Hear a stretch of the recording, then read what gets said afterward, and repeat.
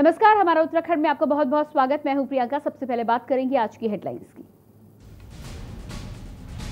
देहरादून में शाम 5 बजे होगी तीरथ कैबिनेट की बैठक। सचिवालय स्थित विश्वकर्मा भवन में आयोजित बैठक के लिए किए जा सकते हैं अहम फैसले। हरिद्वार कुंभ में असुविधाओं को लेकर साधुओं ने की सीएम से मुलाकात। सुविधाओं को लेकर किन्नर अखाड़े में भारी नाराजगी। लड़कियों की आधुनिकता पर सीएम तीरथ सिंह रावत का बड़ा बयान। बोले, घुटने पर फटी जींस पहनकर लड़कियां समाज को क्या दे रही हैं मैसेज। हरिद्वार महाकुंभ के आयोजन में शाही स्नान के दौरान साइकिल पर दिखेगी पुलिस। अधिकारियों ने खुद साइकिल चलाकर लोगों को किया जागरूक। खटीमा में उल्टी दिशा में दौड़ी दिल्ली से टनकपुर जा रही जनशताब्दी एक्सप्रेस। छोटे छोटे पत्थरों ने बचाया बड़ा हादसा। लापरवाही में गार्ड समेत 3 सस्पेंड। बद्रीनाथ को स्मार्ट हिल टाउन बनाने में सहयोग करेगा power grid. Power grid corporation का केदारनाथ ट्रस्ट से हुआ समझौता। कार्यों में आएगी तेजी। आप देख रहे हैं के न्यूज, खबरों का सारथी। बुलेटिन की शुरुआत करेंगे और सबसे पहले देहरादून से बड़ी खबर हमारे बीच आ रही है। तीरथ कैबिनेट की अहम बैठक आज शाम 5:30 बजे शुरू होगी। तीरथ कैबिनेट की बैठक सचिवालय स्थित विश्वकर्मा भवन में होगी। ये बैठक में कई अहम प्रस्तावों पर लग सकती है मुहर।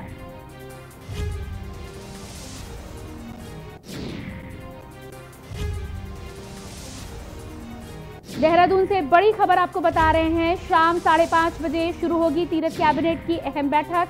सचिवालय स्थित विश्वकर्मा भवन में इस बैठक का आयोजन है।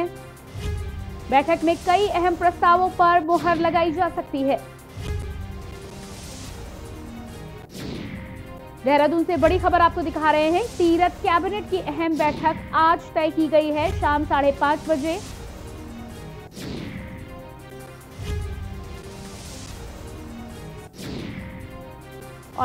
और इसी खबर पर ज्यादा जानकारी देने के लिए हमारे साथ हमारे विशेष संवाददाता राजेश वर्मा जुड़े हुए हैं। जी राजेश जी, आपसे जानना चाहेंगे कि आज तीरथ कैबिनेट की जो बैठक होनी है, माना जा रहा है कि इसमें कई अहम फैसले सामने आ सकते हैं। क्या है ताजा अपडेट? बिल्कुल प्रियंका, मैं बता दूं कि तीरथ रावत की जो है ये दूसरी कैबिनेट है और ये कैबिनेट जो है कल बुधवार को होनी थी। हालांकि किसी कारणवश जो है कल कैबिनेट नहीं हो पाई और आज जो है इसका समय निर्धारित किया गया और आज सचिवालय में जो है कैबिनेट जो है वो ठीक 5:30 बजे जो है वो शुरू हो जाएगी। तो आज संभावित जो जताया जा रहा है कि कैबिनेट में कहीं ऐसे अहम प्रस्ताव हैं जिनको लेकर के आज जो है तीरथ सिंह रावत की जो कैबिनेट है इसमें जो है हरी झंडी उनको दिखाई जा सकती है। तो कहीं ना कहीं ऐसे मामले हैं जिनको लेकर के अगर हम बात करें, जैसे लगभग 2 लाख ओपनल कर्मचारी हैं जिनकी नौकरी इस समय खतरे में थी और उसको लेकर के एक बड़ा मंथन जो है, बड़ा विचार जो है वो कैबिनेट में आज जो है उसको लेकर के पास हो सकता है। और दूसरा, देवासम बोर्ड को लेकर के एक बार दोबारा जो है जैसे बयान आए थे तीरथ सिंह रावत के अभी लास्ट टाइम, तो उसके बाद जो है एक कमेटी जो है उसमें बनाई गई है और उसको किस तरीके से देवासम बोर्ड को लेकर के जो है एक नया निर्णय या दोबारा उसको किस तरीके से उस पहलू को लेकर के चला जाए, तो वो कहीं ना कहीं एक वो कैबिनेट में एक आज चर्चा का विषय होगा। और साथ ही जो अब तक की अगर हम बात करें तो जो बकाया जो अभी तक जो है गन्ना किसानों का जो बकाया है, किसानों के लिए भी जो है आज कैबिनेट जो है अहम मानी जा रही है। उसको लेकर के भी एक बड़े प्रस्ताव जो है वो कहीं ना कहीं कैबिनेट में पास हो सकते हैं। साथ ही अगर हम बात करें तो फीस माफी को लेकर के आज जो है तीरथ सिंह रावत की जो ये कैबिनेट है इसमें जो है एक बड़ा प्रस्ताव आ सकता है और उसको लेकर के एक बड़ी जो मैसेज जो है जनता के बीच में जाना है फीस वापसी को लेकर के, क्योंकि जो कोविड काल के समय पे कई भारी नुकसान जो है वो शिक्षा में देखने को मिला और काफी अभिभावक जो है वो इस बात को लेकर के भी नाराज थे कि स्कूल और परीक्षा जिस तरीके से टली है, नुकसान बच्चों का जिस तरीके से हुआ है और फीस का जो बहार है वो कहीं ना कहीं जो अभिभावक है उनके सर पर मंडा जा रहा है स्कूलों द्वारा। तो कहीं ना कहीं उसको लेकर के आज एक बड़ी चर्चा जो है, एक अहम बैठक जो है वो तीरथ सिंह रावत की कैबिनेट बैठक में फैसले लिए जा सकते हैं। जी, इसके अलावा देवस्थानम बोर्ड के बारे में आपने जानकारी दी कि इसमें कुछ फैसला हो सकता है कुंभ को लेकर। हालांकि तीरथ सिंह रावत ने कई नए प्रावधान किए हैं और लोगों को संतुष्ट करने का प्रयास किया है, लेकिन तभी किन्नर अखाड़े की यदि हम बात करें तो आज भारी नाराजगी देखने को मिल रही है। बिल्कुल, क्योंकि प्रियंका, क्योंकि अभी जैसे मैंने आपको बताया कि वहां से जो है कुंभ की शुरुआत हो जाएगी, तो कुंभ की शुरुआत को किस तरीके से चलाना है, क्योंकि कल सबसे बड़ी जो समस्या है वो तीरथ सिंह रावत के सामने जो है कोविड को लेकर के भी है। कल प्रधानमंत्री नरेंद्र मोदी के साथ उनकी वीडियो कॉन्फ्रेंसिंग हुई, और वीडियो कॉन्फ्रेंसिंग में खास तौर से जो है कुंभ को लेकर के गाइडलाइन जो है वो जल्द जो है वो त्रिवेंद्र सिंह रावत उसको पेश कर देंगे, क्योंकि सबसे बड़ी समस्या जो है वो कुंभ को लेकर के है। और कुंभ में जिस तरीके से कोविड जिस तरीके से एक बारी दोबारा जो है अपने पैर पसार रहा है, तो एक बड़ी चिंता जो है वो हो सकती है प्रियंका। और इसको लेकर के कल जिस तरीके से वीडियो कॉन्फ्रेंस के माध्यम से जो है प्रधानमंत्री की मुख्यमंत्री तीरथ सिंह रावत से बात हुई, चर्चा हुई, और खास तौर से जो इंडिकेशन जो है कहीं ना कहीं केंद्र सरकार से जो है राज्य सरकार को मिले हैं, क्योंकि आगे कुंभ निपटाना है और उसके बाद एक बड़ी जिम्मेवारी जो है तीरथ सिंह रावत के सामने जो है वो चारधाम यात्रा की भी है, क्योंकि अभी तक भारी नुकसान जो है वो कुंभ को लेकर के, और खास तौर से माफ कीजिएगा जो चारधाम यात्रा पिछले साल जो है उसमें काफी नुकसान जो है वो कहीं ना कहीं रेवेन्यू के हिसाब से जो है राज्य सरकार को हुआ है। तो कहीं ना कहीं ये क्योंकि मुख्यमंत्री जिस तरीके से फॉर्म में दिखाई दे रहे हैं, क्योंकि वो ज्यादा से ज्यादा चाहते हैं कि जो तीर्थ यात्री हैं वो चाहे वो कुंभ से जुड़े हों, चाहे वो चारधाम यात्रा से जुड़े हों, उन तमाम लोगों को सुरक्षित और सुगम यात्रा और बेहतर भव्य कुंभ की जो तैयारी है उसको लेकर के चला जाए। तो कहीं ना कहीं इसके साथ साथ जो एक बड़ी रुकावट जो है वो कोविड भी है, और कोविड को लेकर के एक बड़ा मंथन जो है आज कैबिनेट में हो सकता है। और क्योंकि रणनीति तैयार करनी है और तमाम चीजों को लेकर के आगे किस तरीके से चलना है, ये भी अभी प्रियंका देखा जाएगा। और साथ ही जो हमने बात की आपने देवासम बोर्ड को लेकर के, त्रिवेंद्र सरकार में जो है देवासम बोर्ड को लेकर के काफी विरोध जो है तीर्थ पुरोहितों में देखा गया, और उसको किस तरीके से उसमें निर्णायक जो है फैसले लिए जाए, क्योंकि सबसे बड़ी समस्या जो है कोऑर्डिनेट सरकार और तीर्थ पुरोहितों के बीच में अगर सही नहीं होगा, एक स्थिति अगर सही नहीं होगी, तो आने वाली जो चारधाम यात्रा है उसमें जिस तरीके से जो वहाँ के तीर्थ पुरोहित हैं वो नाराज है अभी तक, क्योंकि देवासम बोर्ड को लेकर के एक जो सरकार ने उनके माथे पे लगाने वाला जो एक ये भार है वो कहीं ना कहीं लगाया है, जो पिछली सरकारों में पिछली बार त्रिवेंद्र सिंह रावत की सरकार की बात करें तो उसमें कहीं ना कहीं साजिश तराश है। और इसको लेकर के एक बड़ा विचार जो है तीरथ सिंह रावत ने दोबारा एक फैसला लिया है कि इसमें जरूरत है कि एक मंथन किया जाए, और तीर्थ पुरोहितों के साथ जो है एक 1-to-1 करके जो है इसकी जो खामियां है, इसकी जो इसमें कमियां है उसको दुरुस्त किया जाए। तो कहीं ना कहीं कहा जा सकता है कि आज जो अहम बैठक है उसमें कई ऐसे प्रस्ताव है जिनको लेकर के तीरथ कैबिनेट में वो पास हो सकते हैं। प्रियंका जी, इसके अलावा राजेश जी आपसे ये भी जानना चाहेंगे, जहां तक आपने कोरोना की बात की है, तीरथ सिंह सरकार ने त्रिवेंद्र सिंह रावत के फैसले को पलट तो दिया कुंभ को लेकर कि कोविड की अहर्ता जरूरी नहीं है, लेकिन जिस तरह से पूरे देश में केसेस बढ़ रहे हैं और प्रधानमंत्री ने इसके लिए आपातकालीन बैठक भी बुलाई थी, ऐसे में अब क्या नई रणनीति राज्य सरकार की है कुंभ को लेकर और कोरोना को लेकर? बिल्कुल, और बेहद ये इस पे जानकारी और एक मंथन जो है होना भी बहुत जरूरी है प्रियंका, क्योंकि सबसे बड़ी जो चुनौती है जैसे मैंने आपको बताया कि कुंभ है और साथ ही चारधाम की यात्रा है। और जिस तरीके से पिछली सरकार में यानी पिछले जब नेतृत्व परिवर्तन हुआ, यानी कि जब त्रिवेंद्र सिंह रावत थे और त्रिवेंद्र सिंह रावत के समय पे जो ये प्लानिंग हो चुकी थी, क्योंकि कुंभ की जो घोषणा थी वो 1 अप्रैल से 30 अप्रैल तक जो है त्रिवेंद्र सिंह रावत के कार्यकाल में हो चुकी थी। और उसके बाद उसमें काफी जो है फाउंडेशन थी यात्रियों के लिए, जो बाहर से श्रद्धालु जो है उत्तराखंड में आएंगे, क्योंकि उनको कोविड की नेगेटिव रिपोर्ट जो है वो साथ में लाना अनिवार्य था प्रियंका। और साथ में जो रजिस्ट्रेशन है, पंजीकरण जो है ऑनलाइन जो है वो करना बेहद जरूरी था, तभी वो जो है हरिद्वार में हर जो महाकुंभ की शुरुआत हो रही है उसमें शामिल हो सकते थे।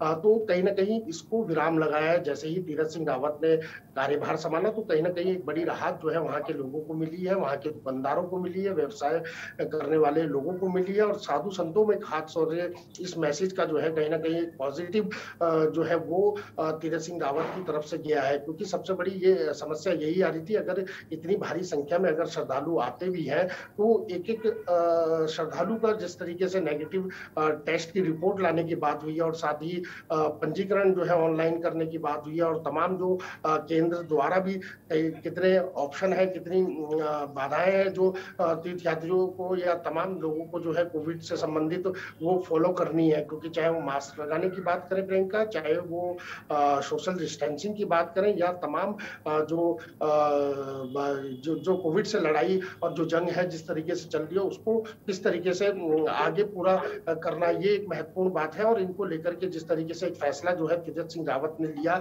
और उन्होंने सारे जो बाधाएं थी जो उस समय पिछली मुख्यमंत्री के समय पर जितनी बाधाएं लगी थी तीर्थयात्रियों को लेकर के, उन बाधाओं को जो है कहीं ना कहीं दूर किया है। और दूर करने के बाद जो है कहीं ना कहीं एक लहर जो है खुशी की आम यात्रियों, तीर्थ पुरोहितों और तमाम जो साधु संत हैं उनको उनके बीच देखने को मिली। और सबसे बड़ी बात यह है कि अगर इस तरीके से क्योंकि कल जिस तरीके से जो प्रधानमंत्री से वार्ता हुई है तीरथ सिंह रावत की, उसमें यही कहा गया है कि आपने भले ही यात्रियों को या तमाम चीजों को लेकर जो बाउंडेशन थी एक तरीके से उसको भले ही आपने क्लियर कर दिया, लोगों को एक सुविधा जरूर दी है, लेकिन सबसे बड़ी चुनौती आपको ये भी कोविड है। और कोविड की जिस तरीके से दोबारा एक बारी एक्टिव हो रहा है प्रदेश में, जिस तरीके से मामले आ रहे हैं प्रियंका, वो एक चिंता का विषय है।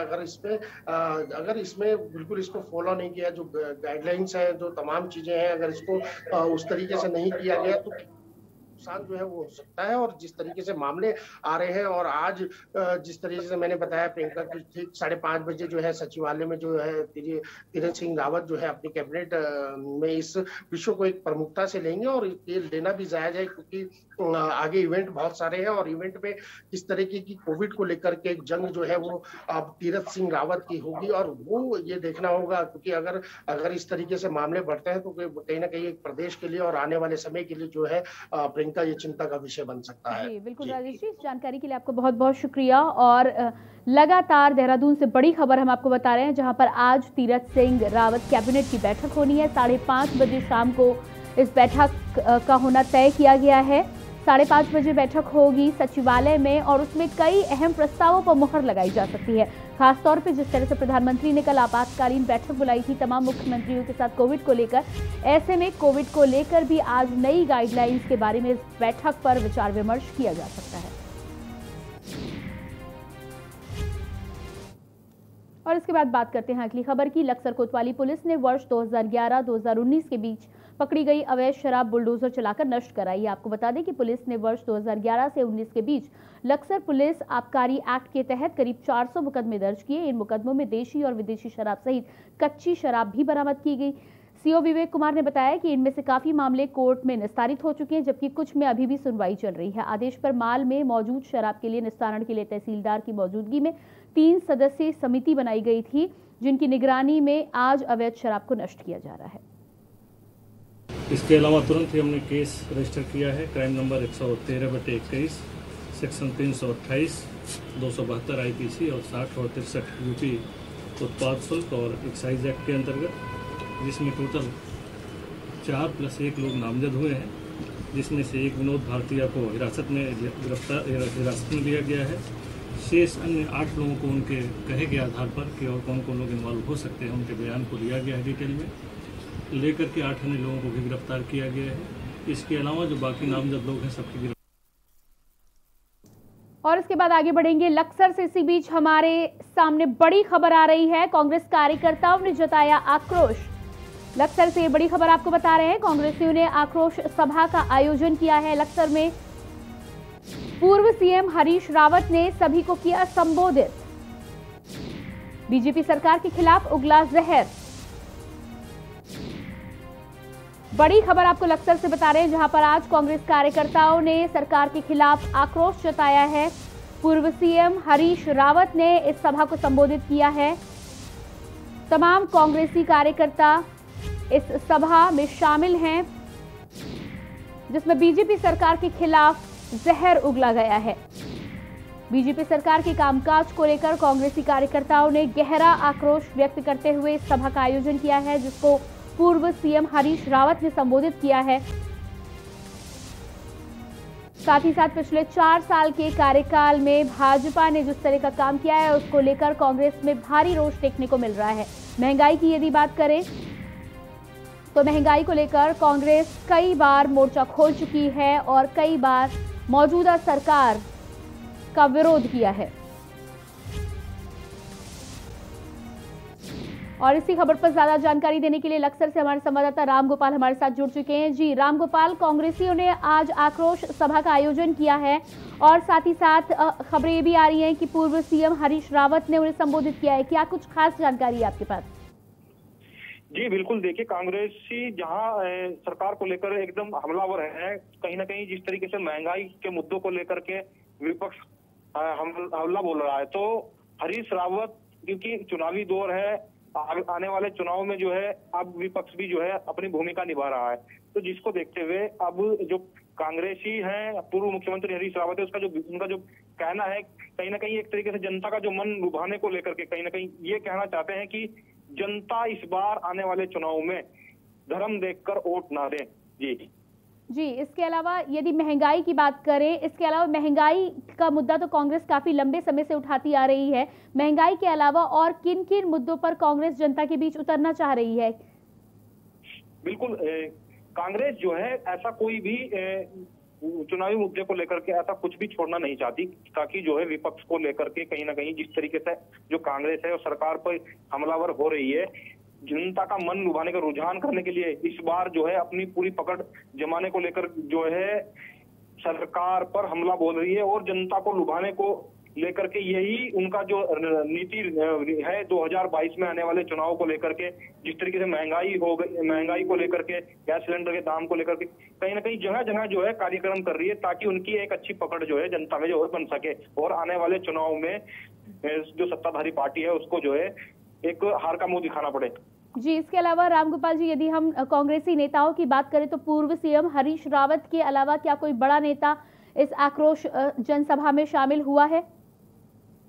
जो स्थानीय नेता हैं और उनके साथ साथ में जो किसान नेता है कांग्रेस का, जो सुनील राठी है, वो प्रदेश अध्यक्ष के जो आह्वान पर कहीं ना कहीं जो मुख्यमंत्री के जो अन्य नेता हैं उनको लेकर के भी सभी नेता जो स्थानीय है वो शामिल रहे हैं इस जन आक्रोश रैली में, और इसको लेकर के जो विपक्ष ने जो है अपना जो है एक दमखम दिखाया है। जी बिल्कुल, इस जानकारी के लिए आपका बहुत बहुत शुक्रिया। और लक्सर से लगातार हम आपको बड़ी खबर बता रहे हैं। कांग्रेसी कार्यकर्ताओं ने आज मौजूदा सरकार, भाजपा की सरकार के खिलाफ आक्रोश जताया है।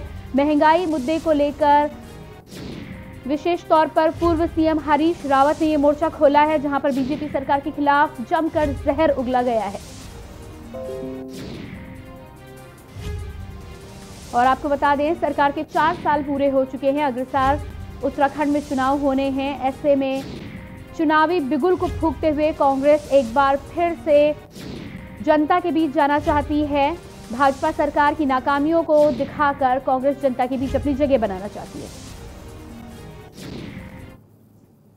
और इसके बाद अगली खबर खटीमा से है। खटीमा में एक तरफ बिजली विभाग उपभोक्ताओं को 100% ब्याज माफ करने का दावा कर रही है। सरकार ने 75 किलोवाट से कम वाट वाले उपभोक्ताओं को सरचार्ज जोड़कर प्रीमियम बिल लेने के निर्देश दिए हैं। उसके बाद भी बिजली विभाग द्वारा बिल में सरचार्ज लिया जा रहा है। उपभोक्ताओं ने सरकार द्वारा दी जा रही छूट नहीं देने का आरोप लगाया है।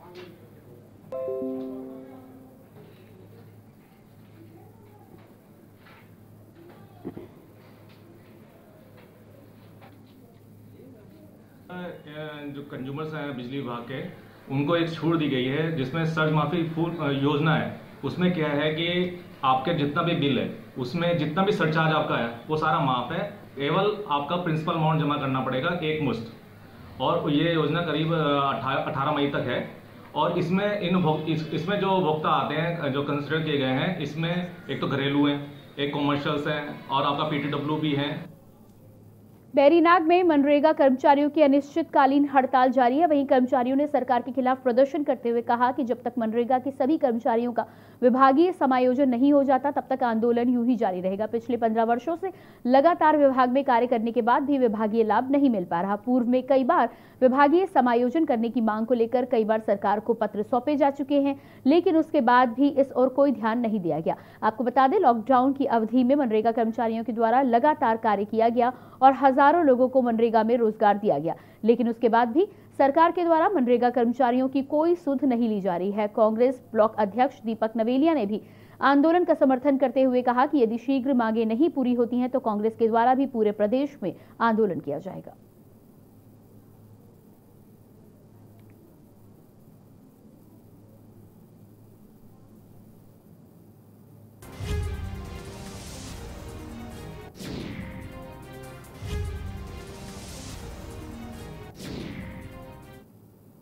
मनरेगा कर्मचारी जो भी यहाँ पर हड़ताल कर रहे हैं हम उनका पूरा सहयोग कर रहे हैं और उनके आंदोलन में हमारा पूरा सहयोग रहेगा। ब्लॉक कांग्रेस कमेटी बेदनाग का नंबर 1 तो इनको हिमाचल के दर्जे पे ग्रेड पे दिया जाए। दूसरा, विभागीय समायोजन इन लोगों का किया जाए, क्योंकि ये रीढ़ की हड्डी हैं विकासखंड की हड्डी, क्योंकि सभी काम जितने भी हैं मनरेगा कर्मचारी संभाल रहे हैं।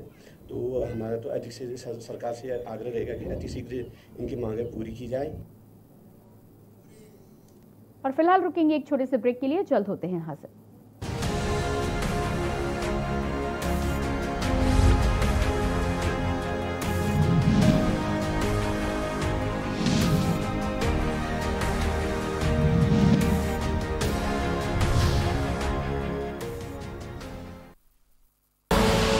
आप देख रहे हैं के न्यूज, खबरों का सारथी।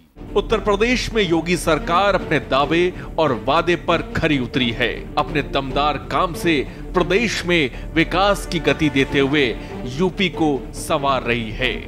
यूपी में जो 70 सालों से नहीं हुआ, उसे योगी सरकार ने 4 सालों में कर दिखाया है। राजकीय विद्यालयों में आधुनिक तकनीक के माध्यम से शिक्षा, प्रतियोगी छात्रों को कोचिंग की सुविधा के लिए मुख्यमंत्री अभ्युदय योजना। बीते 70 सालों में सबसे अधिक विकास योगी सरकार में हुआ है। आगामी 50 सालों के लिए हेल्थ इंफ्रास्ट्रक्चर का आधार तैयार किया। 15 लाख से अधिक लोगों का कोरोना वैक्सीनेशन। आयुष्मान योजना में 1.18 करोड़ परिवारों को 5 लाख का कवर दिया। 40 लाख से अधिक प्रधानमंत्री आवास की स्वीकृति और निर्माण।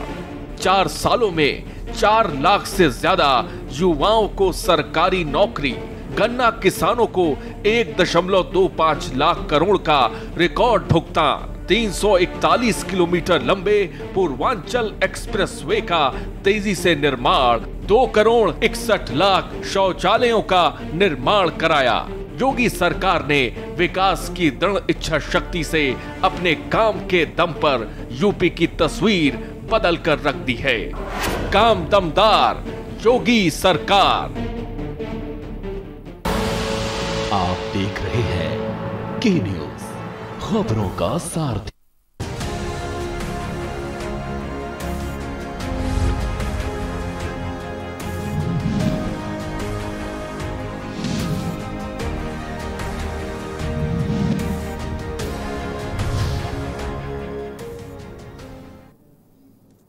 ब्रेक के बाद स्वागत है। रुक करते हैं अगली खबर का। लक्सर में कांग्रेसी कार्यकर्ताओं ने जन आक्रोश सभा का आयोजन किया। इस सभा में भारी मात्रा में कांग्रेसी कार्यकर्ता मौजूद रहे।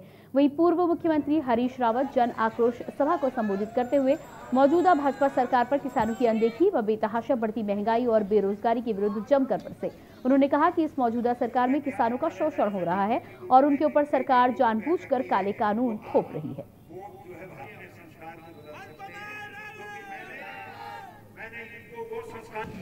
किसानों के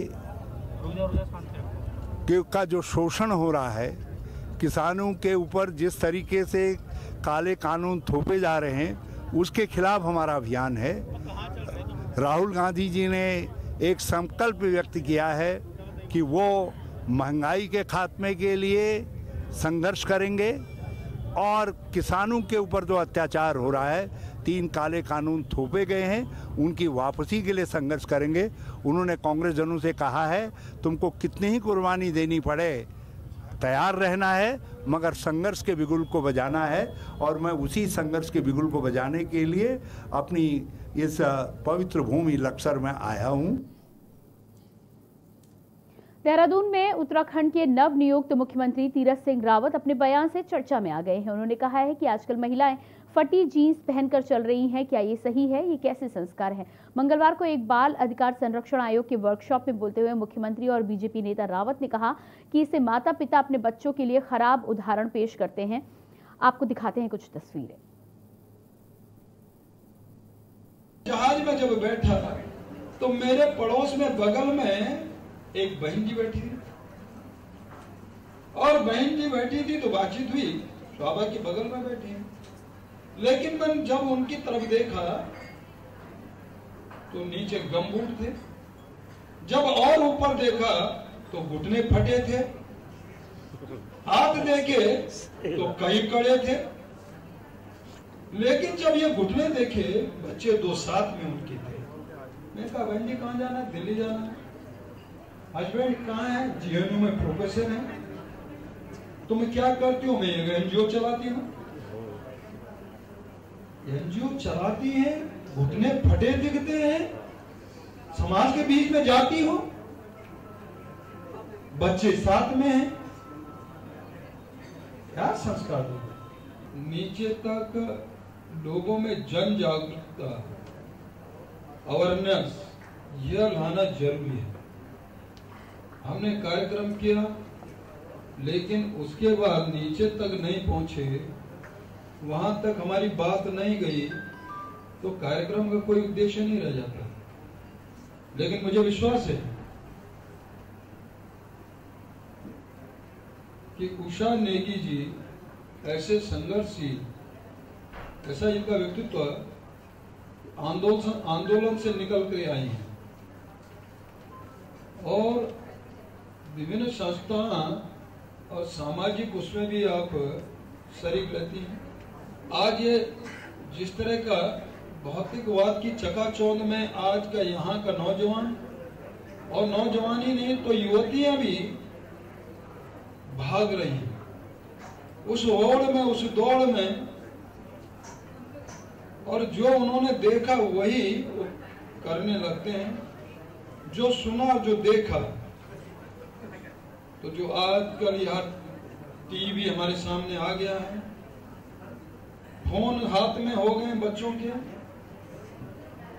उसका एक परिणाम है, दुष्परिणाम भी है, अच्छा भी है, दोनों है। लेकिन उसको गाइडेंस देना,